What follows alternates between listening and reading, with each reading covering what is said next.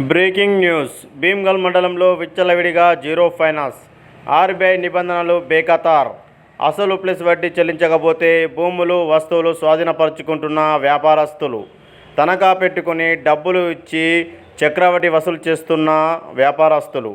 ఈ real estate అంటూ, LIC అంటూ బ్రోకర్ పనులు చేస్తూ, జీరో ఫైనాన్స్ ఇస్తూ ప్రజల రక్తాన్ని తాగుతూ సంపాదిస్తున్న వడ్డీ వ్యాపారస్తులు. ఉదయం నుండి వ్యాపారస్తుల ఇండ్లపై రైడింగ్ నిర్వహించి వారిపై కేసులు నమోదు చేసిన పోలీసులు. కొంతమంది వ్యాపారస్తులు తప్పించుకొని తిరుగుతున్నారన్నట్టు సమాచారం.